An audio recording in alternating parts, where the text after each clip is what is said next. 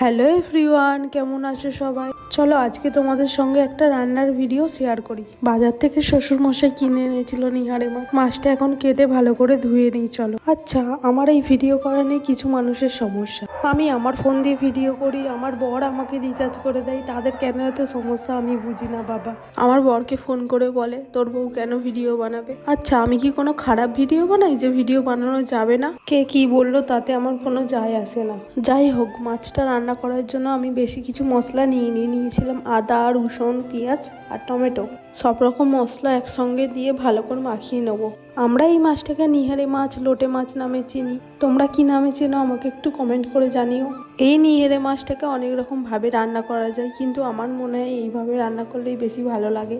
নিহারে মাছটা কড়াতে দেওয়ার সঙ্গে সঙ্গেই প্রচণ্ড পরিমাণে জল বার হয়, তাই জন্য ভালো করে কষিয়ে রান্না করতে হয়। যেহেতু এটা গঙ্গার মাছ, ভালো করে না রান্না করলে বাজে একটা গন্ধ বার হয়। দেখো, রান্নাটা এখন আমার হয়ে এসছে। এখন একটু গরম মশলা দিয়ে নামিয়ে নেবো। আজকের মতো ভিডিওটা এখানেই শেষ করলাম। আবার দেখা হবে পরে একটা ভিডিওতে। এখন টাটা।